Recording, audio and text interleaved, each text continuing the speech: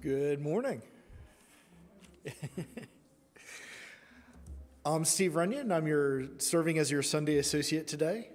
Welcome to the Morristown Unitarian Universalist Fellowship, where we covenant to weave together the fabric of community from the strands of our individual lives.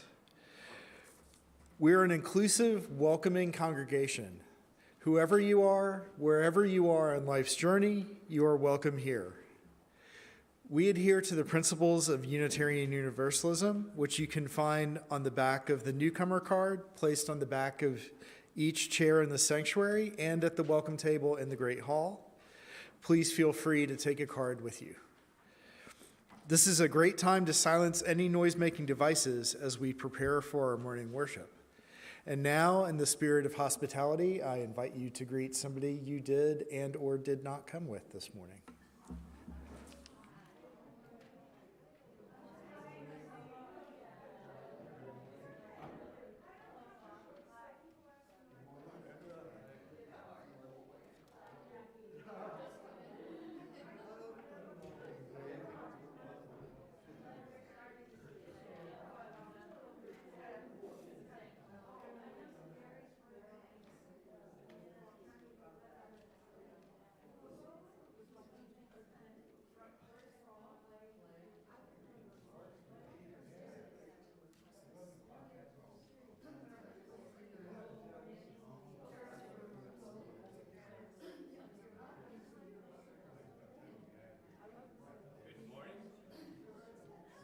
I'm Joel Miller. I am the interim minister here at the Morristown Unitarian Universalist Fellowship. So glad to welcome folks who are here in person and folks who are online. Want to make an update. There was a little confusion we noticed this morning. There's a memorial service for Judy Oler today. After the service, it's at 1 p.m., 1 o'clock p.m., and there's a reception that follows. You can join us here in the meeting room for that, for her memorial, or there is it will be streamed on Zoom, and there's a link in the online order of service. There's going to be a giving tree set up in the Great Hall this week. You can take a tag. Please return the gift by December 9th, and this will benefit the Morris County Correctional Facility Chaplaincy Program. The annual Gifts and Giving Fair will be held on Sunday, December 4th from 10 till 2. Come shop for gifts as you learn about social justice work of our partners. Also on that same Sunday, the Odyssey Project will be featuring Allison Chase, who will be doing an Odyssey that day, December 4th at 12:45. Great day to come to the fellowship and be with friends and in community. Lots to do.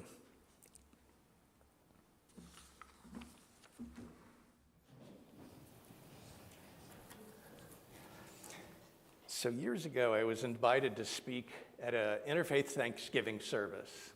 I was asked with one other person to give an opening blessing. And the other person giving the opening blessing was a Seneca elder. Now, the Seneca are people who live in the area around Western New York, Buffalo, New York. They are part of a confederacy of American Indian nations called the Haudenosaunee people that all live along upstate New York, all the way from Buffalo through to almost to Schenectady. The elder asked if she could go first, and I said, yes, that would be fine. And she began, when the time came to give the blessing, to give thanks for the gathered people. And she gave thanks first in her native language of Onondaga, and then she gave the same blessing in English. Then she thanked the Earth Mothers in Onondaga, and then in English. And about a minute for each of the blessings. And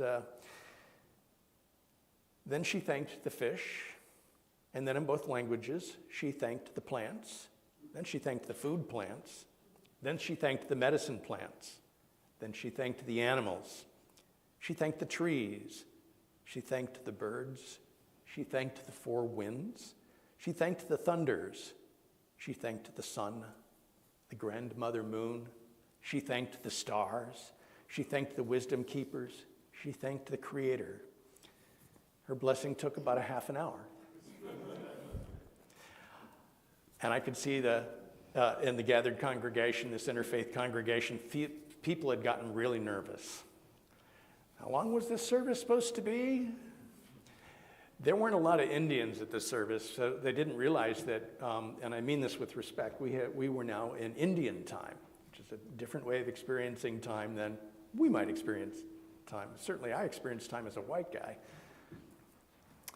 People were looking at their watches like, this is the blessing, and we're into 30 minutes. How long are we going to be here? I was next to speak. I had not even a couple of pages of words to say, but when I got to the mic, I didn't, all I did was say these words. We bless ourselves and we bless each other because we are here with one another. Let us be thankful for the blessing that we have received and for all our blessings. And I sat down. I saw several people raise their hands like they wanted to clap. I'm thankful that they did not. What I didn't realize, and they didn't realize, was that we had been given the gift of the Thanksgiving address of the Haudenosaunee people. And it is something that they say to start the day, something that they offer as a thanks when beginning anything that's important in life. And to have been invited to give a blessing to begin an interfaith worship service, this was the exact appropriate thing to begin with.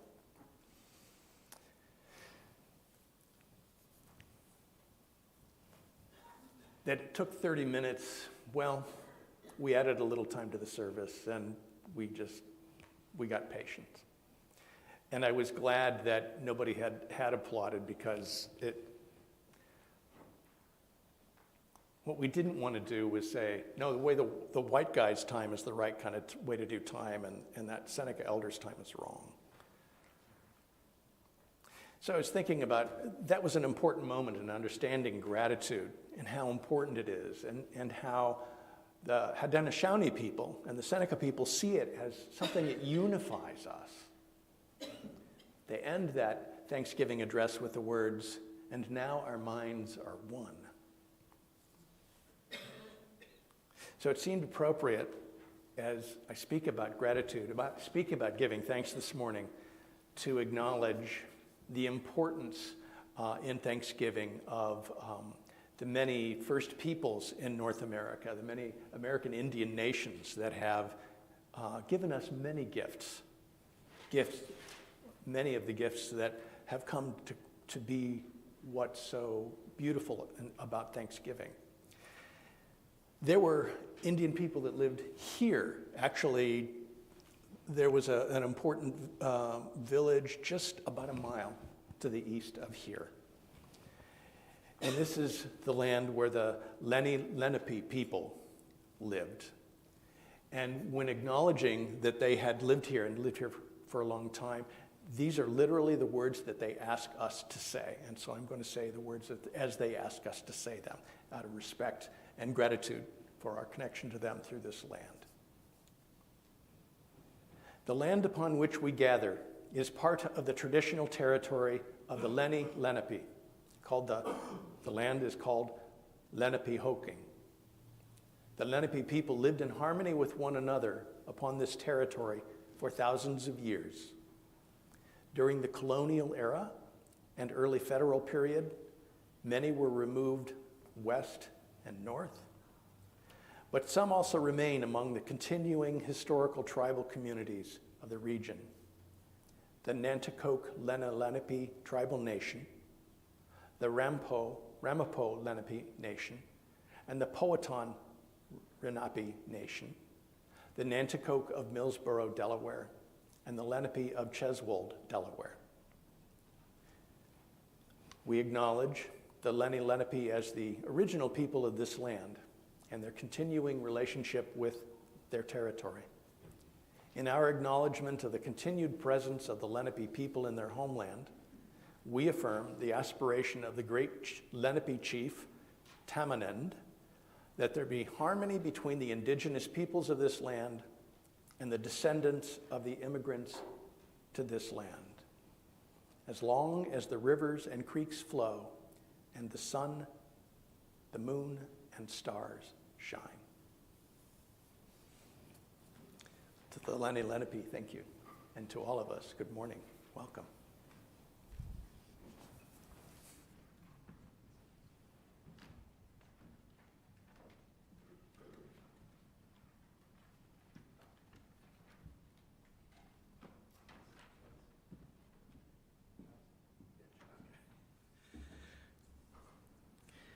As we light our chalice, we say the words together. Love is the spirit of this fellowship, and service is its law. This is our great covenant, to dwell together in peace, to seek the truth in love, and to help one another. Our hymn is number 1010. Please stand in mind or body as you are able.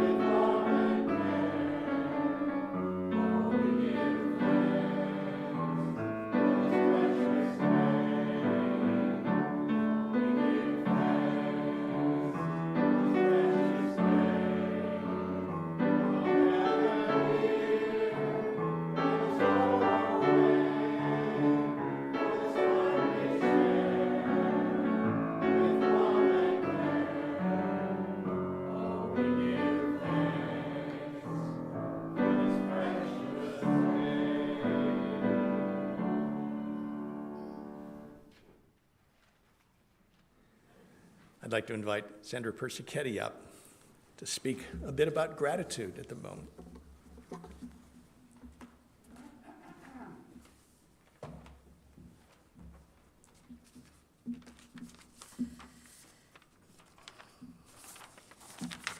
Don't worry, it's large type, that's why it's 3 pages.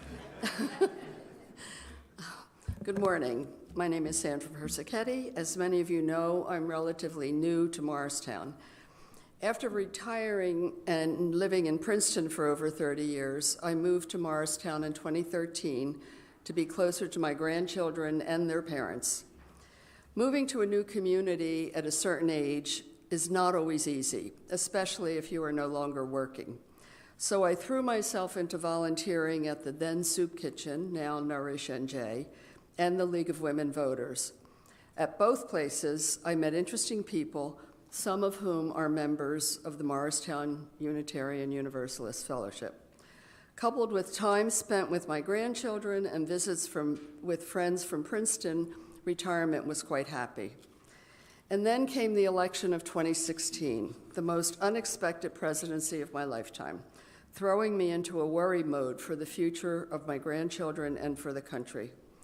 In January 2017, I attended the annual Martin Luther King breakfast at the Hyatt, as I did each year since moving here.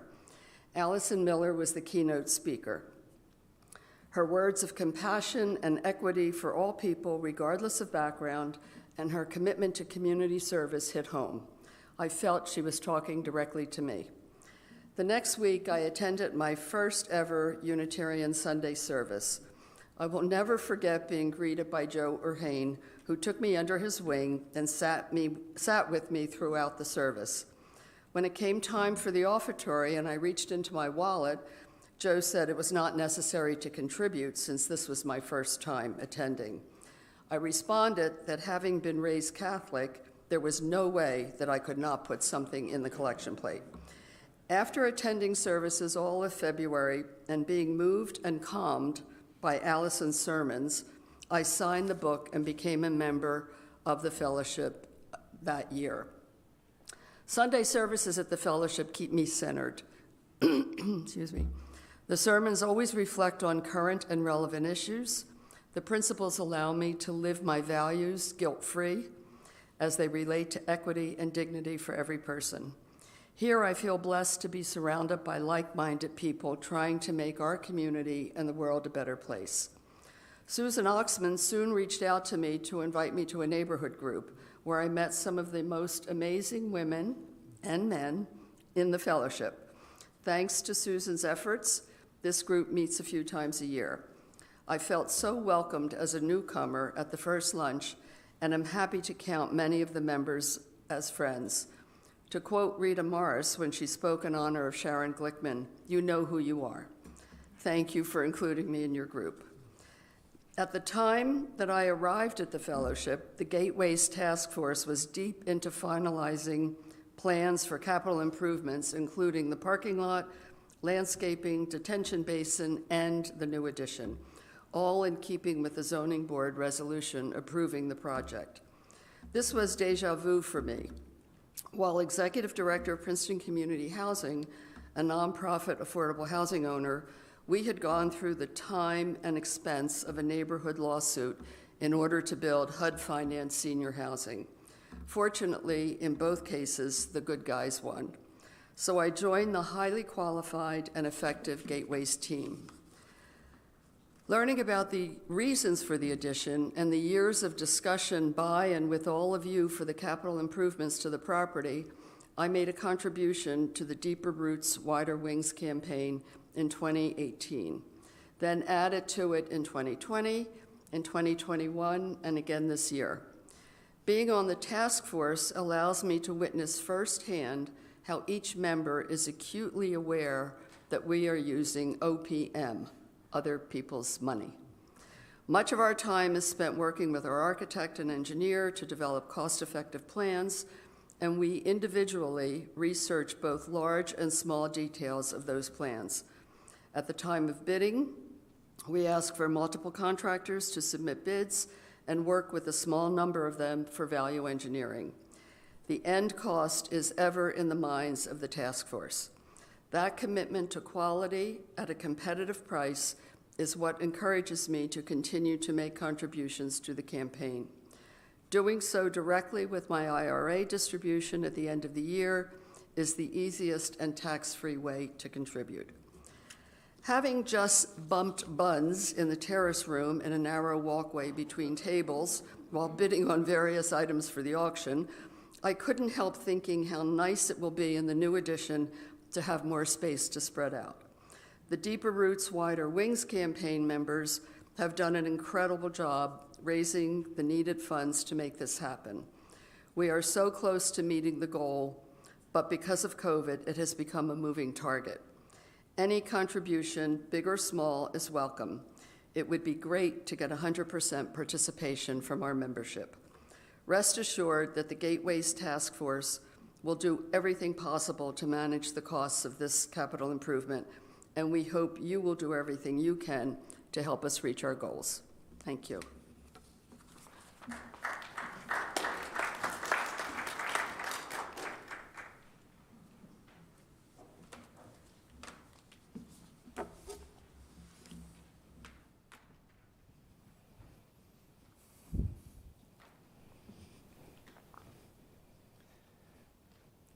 I am grateful, I am thankful for you as a fellowship, you as the members and the people of this fellowship.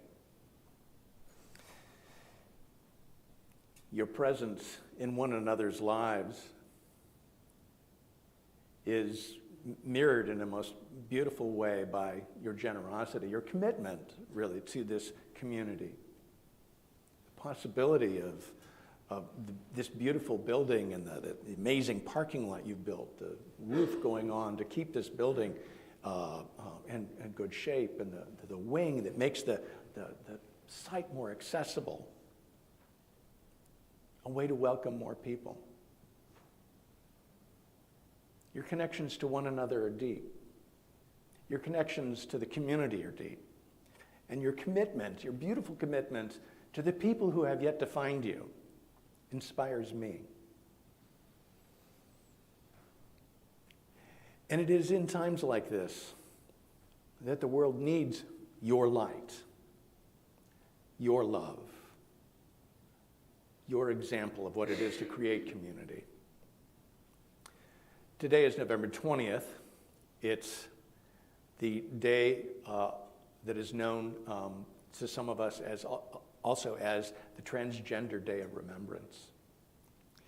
For those of us who are in a transition or who live in ways that others believe that we should not, but who are simply being who we are, which is one of the gifts and freedoms of a community like this. For those who are transgender and seeking to live the truth and the beauty of their own lives, they are often in physical danger because of it. They suffer great discrimination. And on this day, it's a practice to remember the many people in this world who die because they dare be true to who they are in public. I was going to light this candle for those people, those who are transgender and finding the true and beautiful expression of who they are. And just this morning, as I was coming here, saw about a shooting at a club called Q, a club in which people in my own family might have gone. People we know and love could be in a club just like this and be shot just because they are lesbian, gay, bisexual, transgender, queer, asexual, just because of who they are. And it just makes it so much more important, so much more vivid, what it is you do as a fellowship in this community, in this world. Now more than ever, this world needs this light, your love.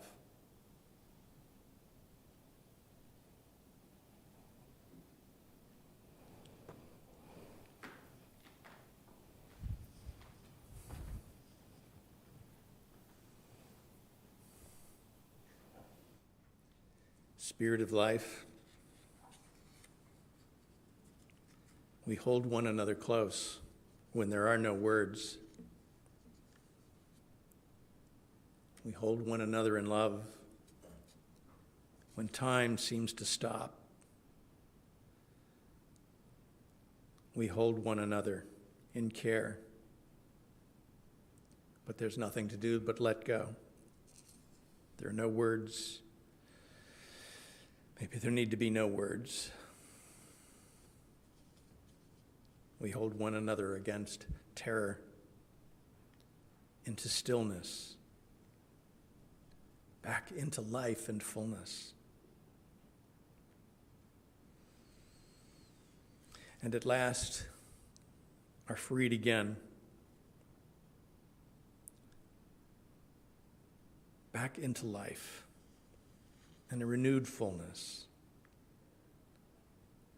One so big, we cannot hold it alone. And we've held one another. And in the holding, have blessed one another and expressed in our very lives our gratitude for all that is.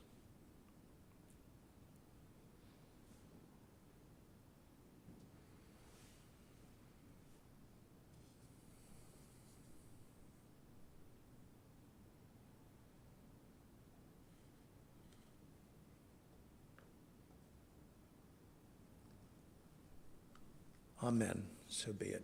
Blessed be.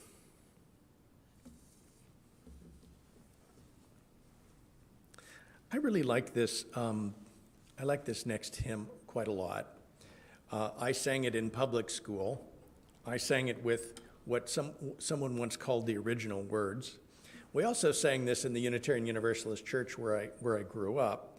We sang it with different words. The words were pretty similar to the words we're singing this morning. They've been a little more updated, which is good. And I had someone come to a church once, a congregation once I was serving. This one, we're a fellowship. This congregation called itself a church because we're like each individual human. Congregations are different. But one of the things about this particular song is that we've changed the words. Somebody came to visit a church once and said, you Unitarian Universalists, you feel free to change the words to any hymn you want. What I really wanted to say that particular morning, but I let go was, well, actually, this is a song kind of comes out of the Pilgrim tradition, and since we are the Pilgrims, we get to rewrite the words. Can't fault us for that. So I'm glad that we get to sing it, even with all the complexities of the history that come with it. So I invite you to stand in body or spirit, and let's sing. We sing now together. And if you'd like to use the hymn book, it's number 67.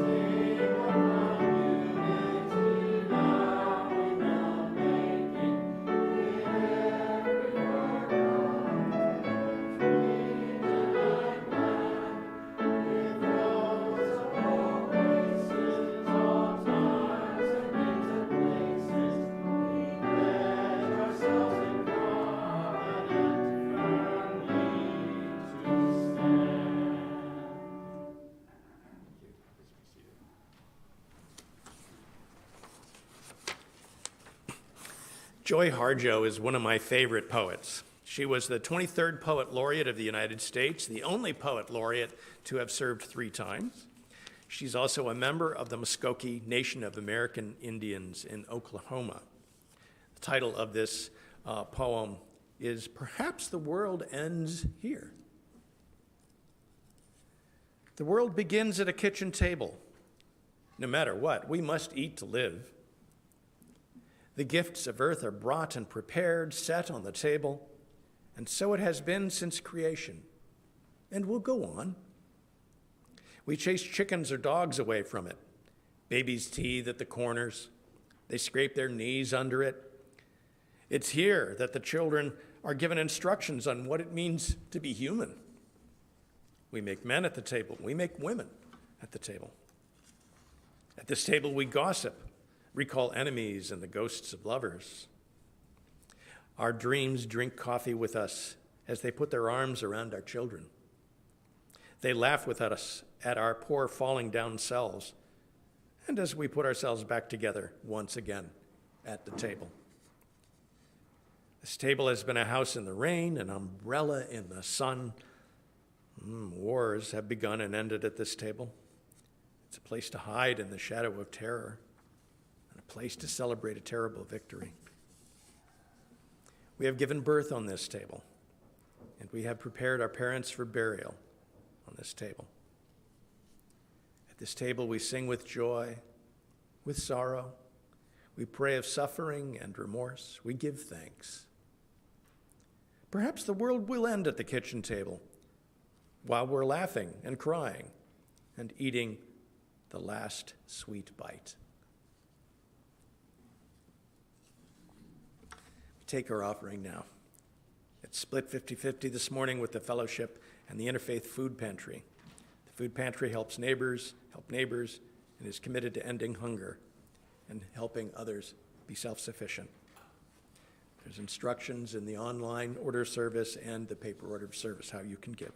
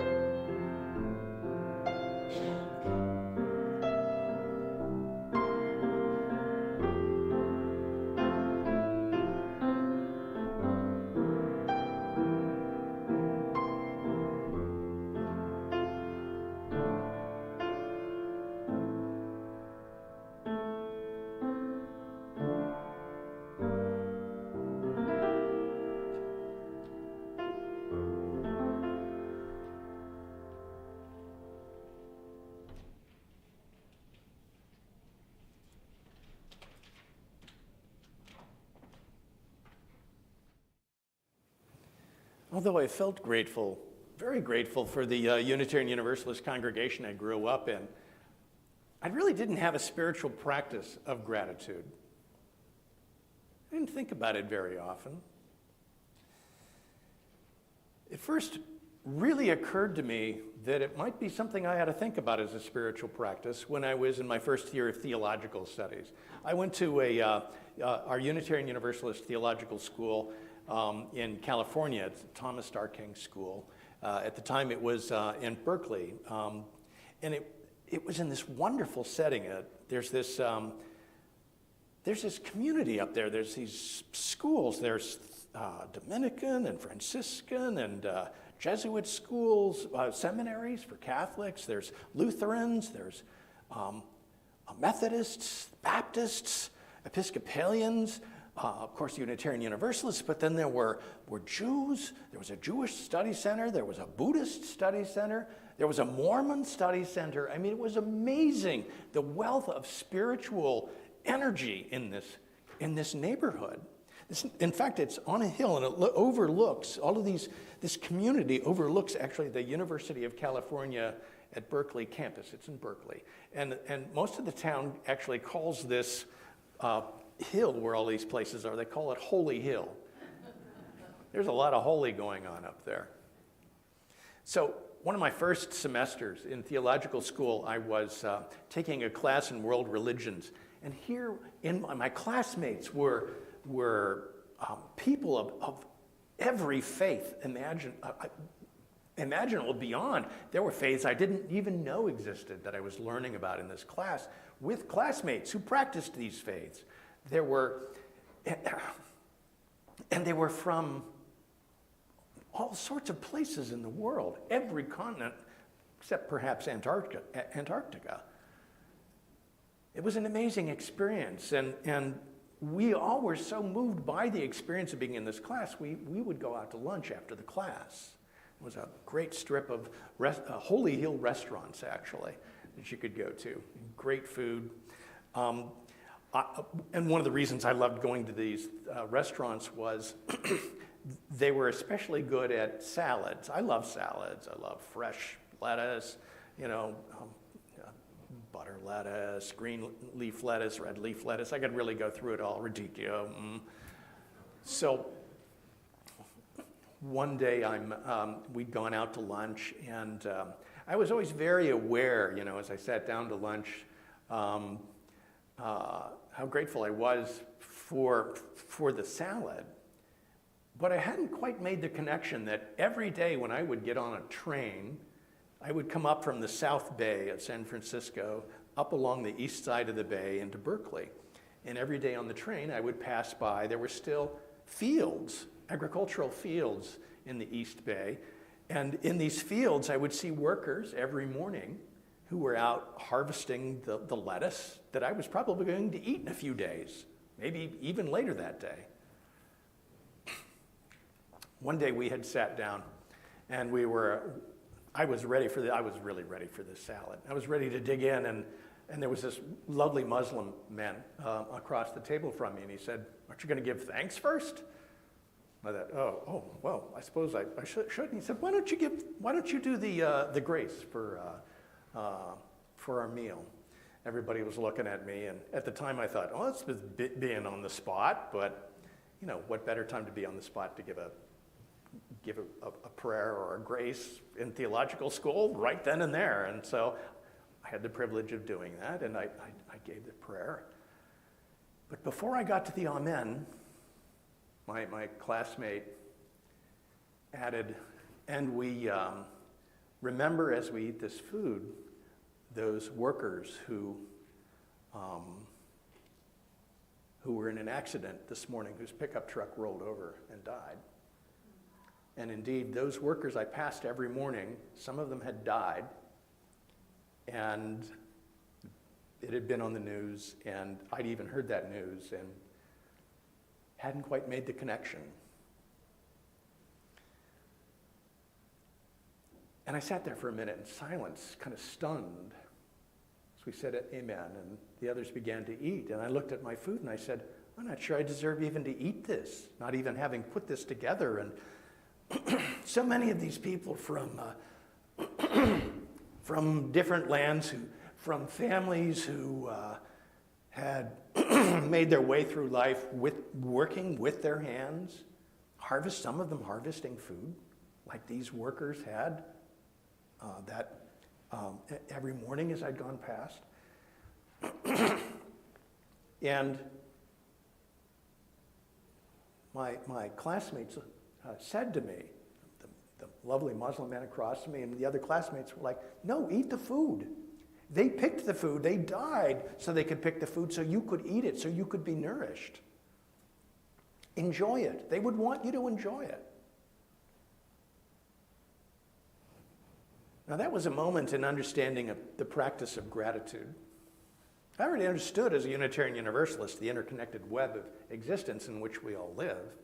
I mean, I was aware in a theoretical sense that, when I get to eat food, somebody has put their human effort, the labor of their lives into growing this food, bringing the food, preparing the food so I could eat it. And hopefully, even then I understood that I would hope that some of my work and even some of my sacrifice would be to benefit of others. but I hadn't quite connected gratitude to that. So that was an important moment for me to understand gratitude and to begin to wrestle with it as a spiritual experience, and it became increasingly important for me. I know that if I find myself lost, I find myself angry or despairing, or even just needing to start my day well, gratitude's a great way for me to get going. So that's one of the reasons that I really love Thanksgiving. It's been I feel fortunate in that it's a holiday in which I've had good experiences. I love it that I'm practicing gratitude with my community, but with almost all my neighbors, it feels like, or at least for many years, I was practicing with all my neighbors. And when I was in theological school and discovered that on our Unitarian side, like, we're literally the pilgrims. Now, I don't know, how many of you went to a public school, or maybe even a private school, where you made one of those funny little black hats with a buckle on it, or maybe if you were a girl, you wore one of those funny white shoulder pads things? Yeah, I see people nodding. I did that too. I'm old enough that I did that. I'm not sure schools all do that anymore because there's some controversy around Thanksgiving and the history of Thanksgiving. But the first controversy actually was, if the pilgrims had been around and they'd seen the teachers making Puritan hats and Puritan, I forget the technical name, but those funny shoulder pads for the women and the girls, the pilgrims would have said, yo, that's not us, that's the Puritans.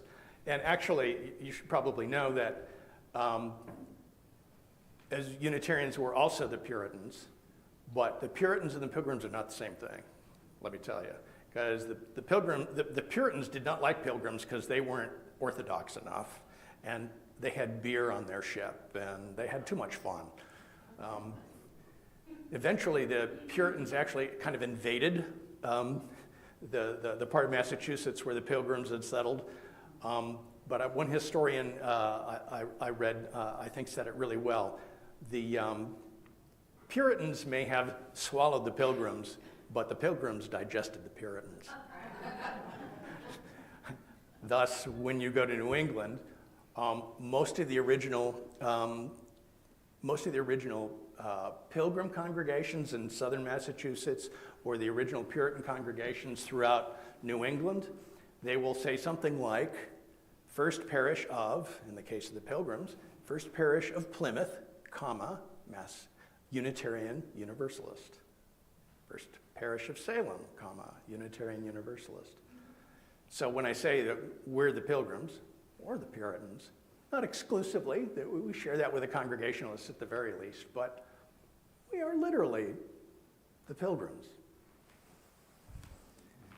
But the holiday is so complicated. I have a lot of colleagues who are debating whether we can even celebrate Thanksgiving. Should we celebrate Thanksgiving? Maybe we should ban Thanksgiving. You know, there's the myth of Thanksgiving, which actually has a few selected facts from history, but for the most part is all myth and really ignores some of the difficulties of the story. There's a bigger story there. The Mayflower arrived late with the Pilgrims. Usually that part of the story is told. They found corn. That part of the story is told. What they don't tell you is that the corn they raided was corn that they got from grave sites. The corn was supposed to be for the ancestor who had just died. The story talks about Squanto, who was there, who spoke English and could communicate with them. But what they don't talk about was that Squanto was twice captured by Europeans and enslaved, once as a curiosity of somebody who they considered less than human, and the second time just to be a slave. Somehow he made his way back twice.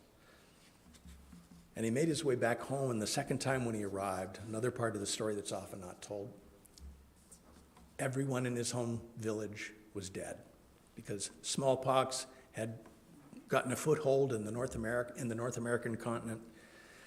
Smallpox probably killed 90 to 95% of the indigenous people that lived here in the early 1600s. It was devastating. So when the Pilgrims landed, Squanto came nervously. He taught them how to plant the corn, how to get along in this new land. But he and his people, the Wampanoag people, were hoping that the Pilgrims would become allies because they had been suffered so much because of the smallpox. The story gets complicated with the politics, but the hard end of the story is that 40 years later, the Pilgrims and the Puritans and some of my own ancestors from Connecticut waged a war against the native people of New England and either drove them out of the land, killed them, or enslaved them and sold them into slavery. It's a hard story, and it actually gets worse. There's terrible things, and I've told you enough. I think you understand.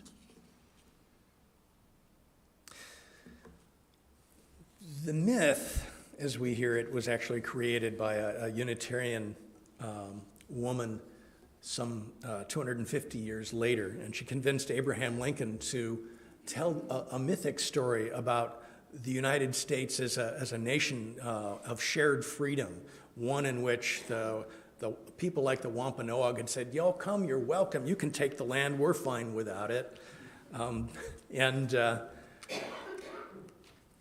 It began to create the myth of Thanksgiving.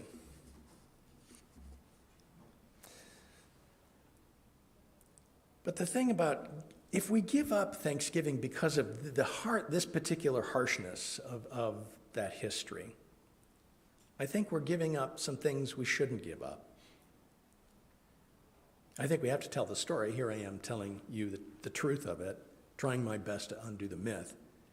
But Thanksgiving, gratitude's the beginning of my spiritual practice. I recommend it to you. It's the beginning of the spiritual practice, the daily spiritual practice of the Seneca people that I mentioned earlier, of all the Haudenosaunee people. It's the beginning practice of the Lenape people, of so many peoples on this earth. We give up Thanksgiving. What would we replace it with? Would we just leave it as a sort of emptiness, a non-day? Replace it with a day of remorse? And what would we do with it? The best suggestion I've heard is we would replace it with just a day we get together with friends. The ones I really don't like are, we should have a day when we get down on ourselves. I'll just put it that way. Self-abnegation. But all of this is just, it's very much like it's using tools to understand the past, but the tools are the same dang tools that Audre Lorde said we don't want to be using. You cannot take apart the enslaver's house using the enslaver's tools.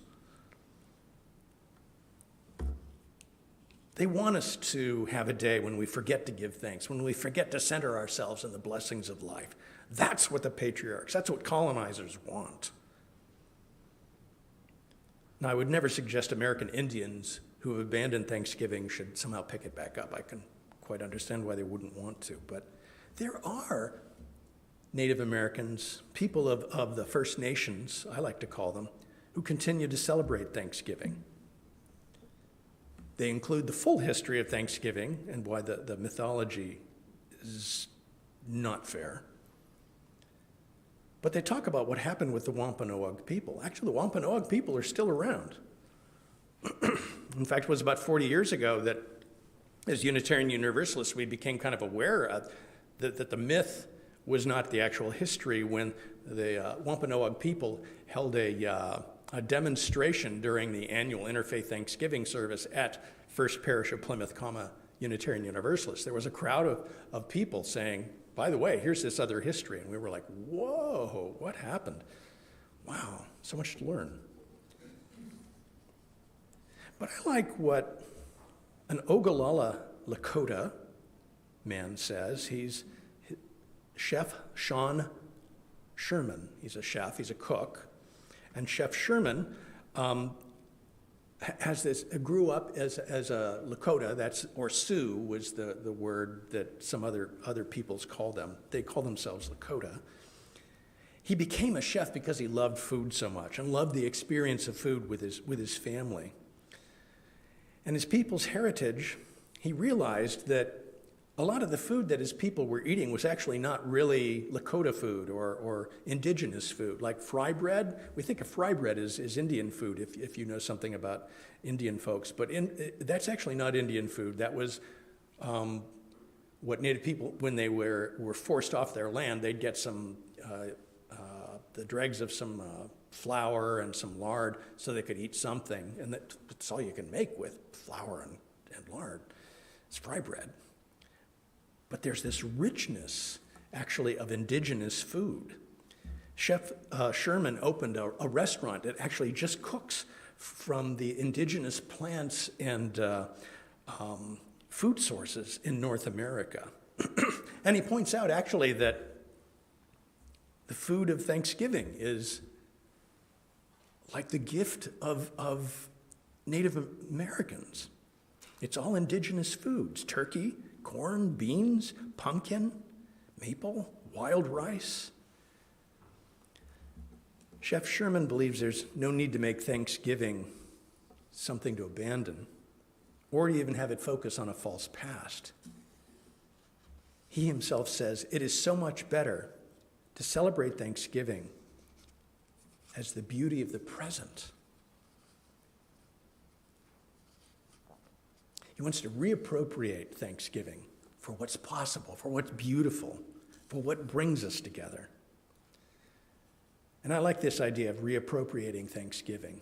And what better people to reappropriate Thanksgiving than the people who are actually the pilgrims? And the nice thing about pilgrims, actually, if one of the pilgrim ancestors were standing here right now next to me, they would say, yeah, you need to mention, Reverend Joel, that just because you're talking about capital P pilgrims doesn't mean that other people are not pilgrims. We're all pilgrims. We all should be pilgrims and all should be welcome into a pilgrim community. And that's very much a part of who they were as pilgrims. It's why we end up being Unitarian Universalists like we are now. Yes, we would reappropriate this day to make it one truly welcoming to anybody who wanted to participate.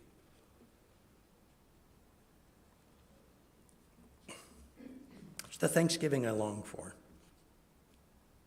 It hasn't always been easy. I was in the grocery store checkout a couple of years ago, and it was right before Thanksgiving, and there was a woman, clearly she was buying the Thanksgiving meal, and she was getting ready to pay, and she pulled out a SNAP card. I recognized it, and she was trying to be, circumspect about the fact she was using what are essentially food stamps. They used to be food stamps. It's now SNAP. Behind me, I was behind her, and then behind me was this guy who was kind of impatient, like, I gotta go, we're standing here, can we make this move along? She dropped the SNAP card on the ground, and it kind of flipped around, and I stepped back, and she picked it up, and he saw the SNAP card, and he got all judgy about what she was buying. I'm helping pay for that.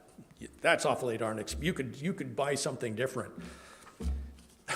Look, watching this guy, she's just trying to buy Thanksgiving dinner and try to do the best she can for the people she loves. And I looked at him and I said, come on, man, be kind. I stopped myself. Thankfully, I stopped myself. I wanted to get down on him for being all judgy. Actually, I don't know if you've ever read the Harry Potter books, but I said, man, you were acting like a Dementor. You're taking all the joy out of life and out of Thanksgiving. What is that? Dementors are a fictional fictional monster in the magical world of Harry Potter, and they suck joy out. And they suck all the joy out so much that you end up dying from it. Thankfully, I did not call the guy a Dementor. It probably would have been lost on him anyway. You know, meanness is a short-lived, ugly joy. And in the end, we all have less joy. And that's not the Thanksgiving spirit.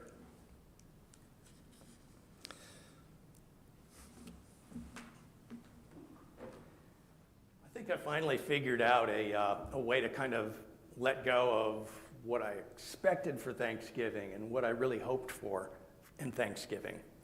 It was about 10 years ago, a little over 10 years ago, still in Buffalo, when I'd moved to Buffalo with my kids and their mom, and we had bought an old Victorian, and we were doing a lot of work fixing up this Victorian house in Buffalo, New York.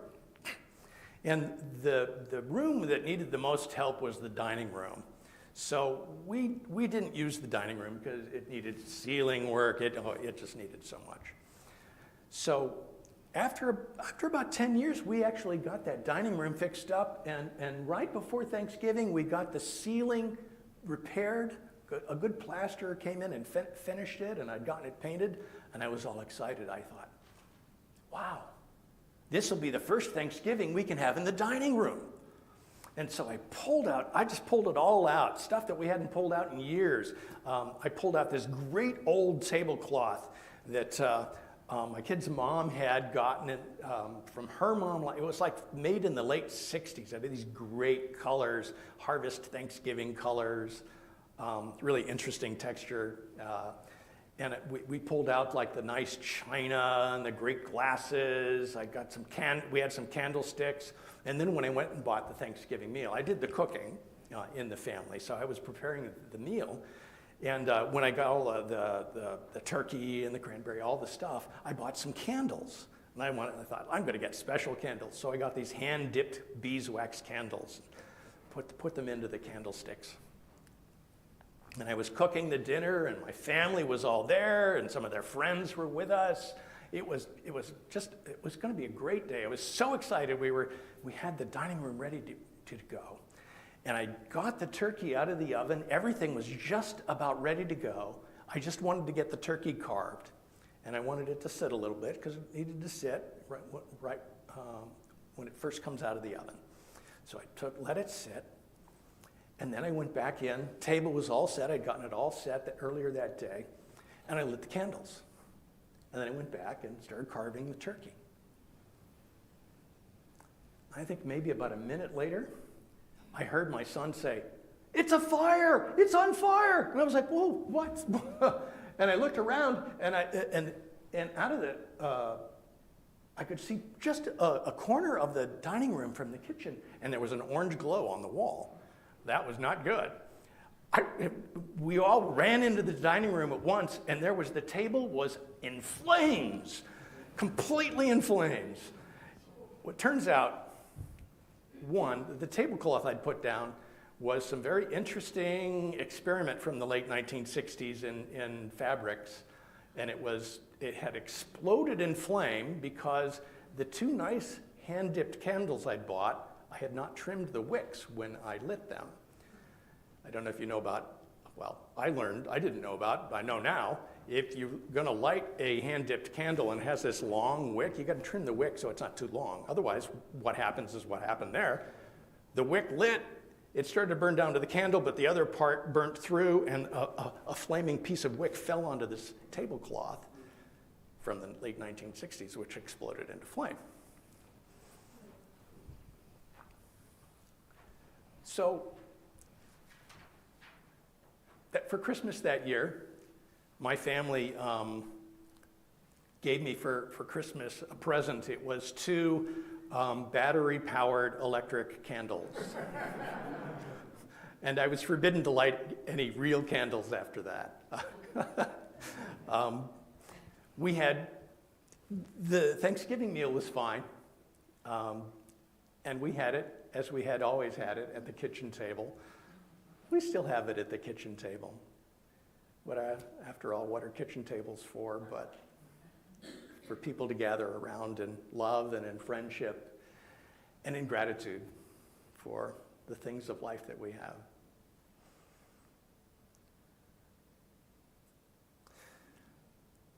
I have a prayer I'd like to offer you in closing.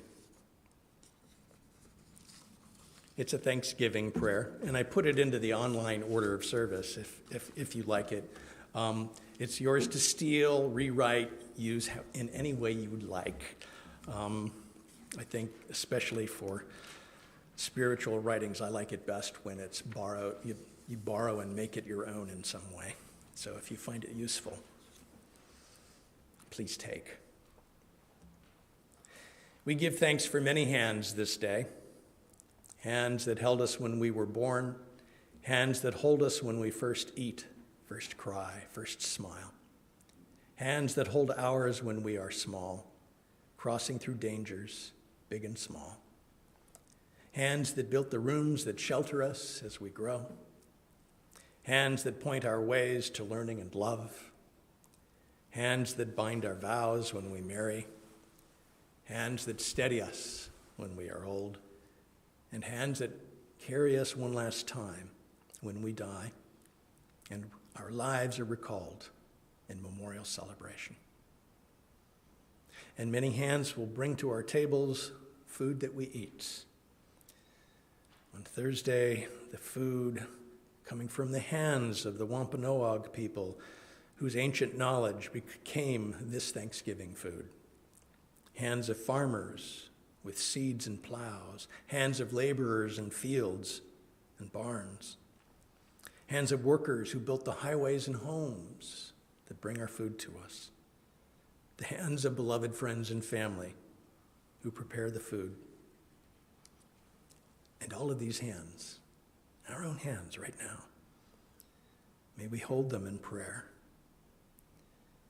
and then hold the food we eat with gratitude. And for all these hands, we give thanks.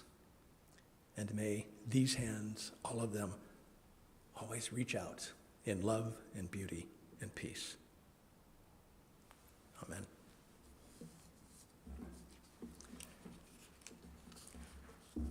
I hadn't sung this in years until this morning's service.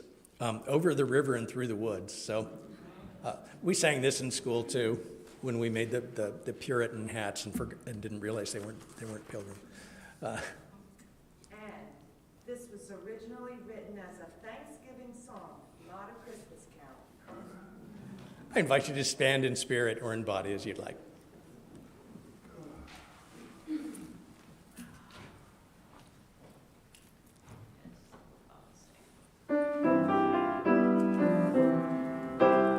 Over the river and through the woods, right where the south we go. The horses away to carry the safe, the white and drifty snow. And over the river and through the woods, how the wind does blow. It stings the toes and wets their nose as over the ground we go. Over the river and through the woods, now the first spring play. Oh, hear the bells ring-ting-a-ling, the refugees remain. Over the river and through the woods, fast like apple gray. Spring over the ground with a hunting line, for this is Thanksgiving Day. Over the river and through the woods, straight the water mains.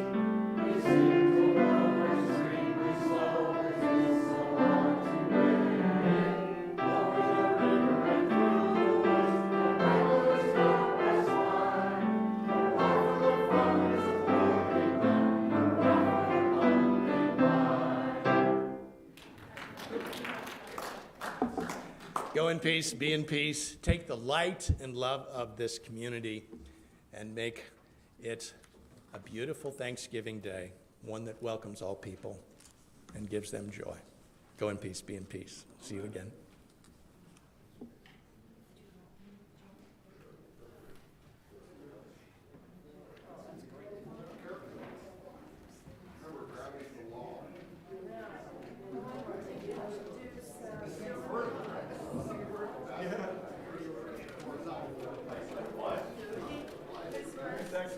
He's been bringing